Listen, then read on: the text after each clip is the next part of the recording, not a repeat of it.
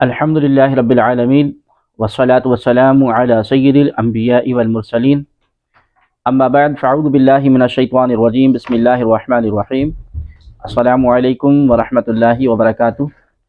ناظرین و سامعین دی محتشم، الحمدللہ رب العالمین، کل سورہ نساء کا تفسیر مکمل ہوا، ترجمہ تفسیر ہم نے مکمل کیا بحمدہ تبارک و تعالی۔ آج ہم انشاءاللہ تبارک و تعالی سورۃ المائدہ کا تعارف اور مقام نزول کے متعلق ہم گفتگو کریں گے۔ ناظرین محترم، سورۃ المائدہ اس کا مقام نزول جو ہے، مقام نزول سورۃ المائدہ مدینہ منورہ میں نازل ہوئی ہے۔ البتہ یہ آیت الیوم اکملت لکم دینکم یہ حجۃ الوداع کے موقع پر عرفہ کے دن مکہ مکرمہ میں نازل ہوئی، اور سرکار دو عالم صلی اللہ تبارک و تعالی علیہ وآلہ وسلم نے خطبے میں اس آیت کی تلاوت فرمائی۔ اس صورت میں 16 رکوع اور 120 آیتیں ہیں۔ عربی میں دسترخوان کو مائدہ نام رکھنے کی وجہ کیا ہے؟ عربی میں دسترخوان کو مائدہ کہتے ہیں، اور اس صورت کی آیت نمبر 112 تا 115 میں یہ واقعہ مذکور ہے کہ حضرت سیدنا عیسیٰ علیہ السلام کے حواریوں نے حضرت سیدنا عیسیٰ علیہ السلام سے آسمان سے مائدہ یعنی کھانے کے ایک دسترخوان کے نزول کا مطالبہ کیا، اور حضرت سیدنا عیسیٰ علیہ السلام نے اللہ تبارک و تعالیٰ سے مائدہ کے نازل ہونے کی دعا کی۔ اس واقعے کی مناسبت سے اس سورت کا نام سورہ مائدہ رکھا گیا۔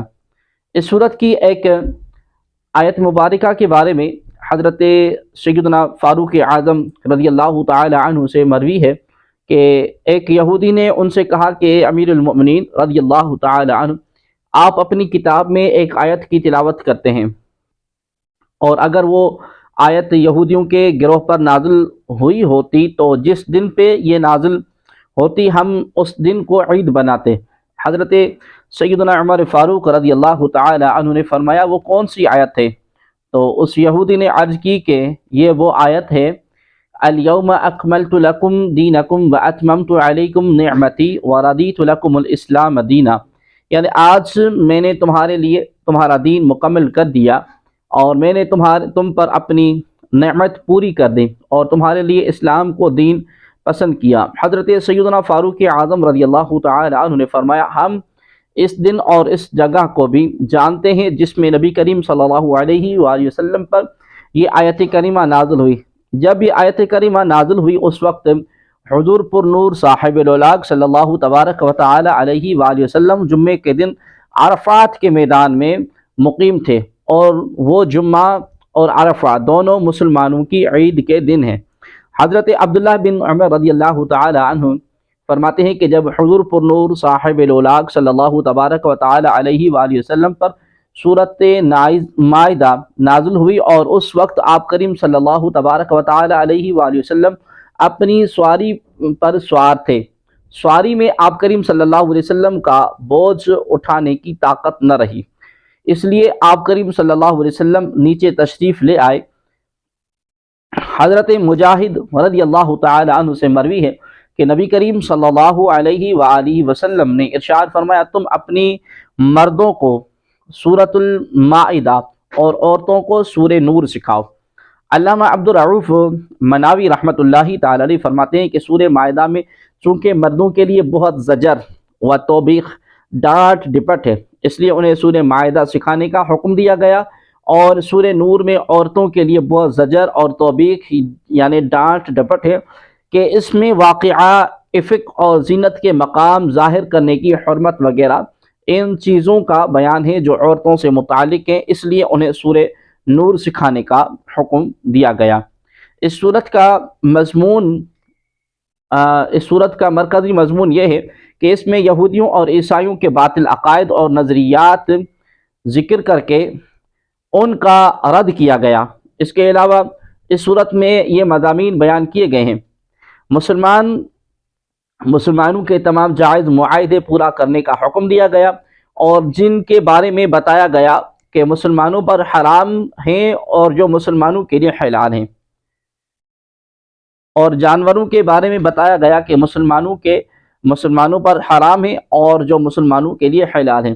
نمبر 2، وضو، غسل اور تیمم کے احکام بیان کیے گئے اور انصاف کے ساتھ گواہی دینے اور ناانصافی کرنے سے بچنے کا حکم دیا گیا۔ نمبر 3، بنی اسرائیل سے عہد لینے اور ان کے عہد کے خلاف ورزی کرنے اور اس کے انجام کو بیان کیا گیا۔ بنی اسرائیل کا جبارین سے جہاد کرنے کا واقعہ بیان کیا گیا۔ نمبر 5، چوری کرنے اور ڈاکہ ڈالنے کی سزا کا بیان، شراب اور جوئے کی حرمت کا بیان، قسم کے کفارے کا بیان، احرام کی حالت میں شکار کے احکام، قرآن کے احکام پر عمل کو ترک کرنے کی وعید، یہودیوں، عیسائیوں، منافقوں اور مشرکوں سے ہونے والی بحث کا بیان ہے۔ نمبر 6، مسلمانوں کو اپنی اصلاح کرنے کا حکم دیا گیا اور اصلاح کا طریقہ بھی بیان کیا گیا۔ یہ بھی فرمایا گیا کہ نیکی اور پرہیزگاری کے کاموں پر ایک دوسرے کی مدد کی جائے اور گناہ سرکشی کے کاموں پر ایک دوسرے کے ساتھ تعاون حرام ہے۔ کفار کے ساتھ دوستی کرنا حرام ہے۔ نیز گواہی کے متعلق فرمایا گیا کہ گواہی دینے والا عادل ہو اور انصاف کے ساتھ فیصلہ کیا جائے اور مسلمانوں کے درمیان مساوات قائم کی جائے۔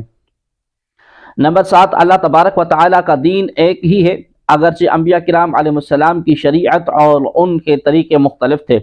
نمبر 8، نبی کریم صلی اللہ علیہ وآلہ وسلم کی نبوت مخلوق کو عام ہے، نبوت پوری مخلوق کو عام ہے اور آپ کریم صلی اللہ علیہ وسلم کو عام تبلیغ کرنے کا حکم دیا گیا۔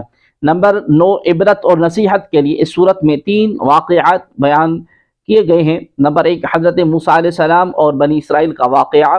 نمبر 2، حضرت آدم علیہ السلام کے 2 بیٹوں قابیل اور حابیل کا واقعہ۔ نمبر 3، حضرت عیسیٰ علیہ السلام کے معجزے کھانے کے دسترخوان کے نازل ہونے کا واقعہ۔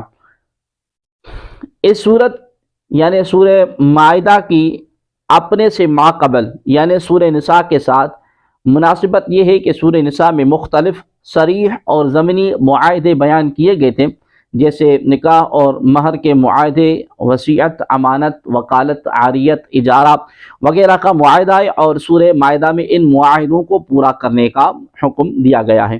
انشاءاللہ العزیز مزید ہم گفتگو اس کا تفسیر جو ہے کل انشاءاللہ شروع کریں گے۔ اللہ کریم جل جلالہ آپ اور ہمیں حضور پر نور صاحب الاولاق صلی اللہ تبارک و تعالی علیہ وآلہ وسلم کا پکا سچا غلام اور امتی بنائے۔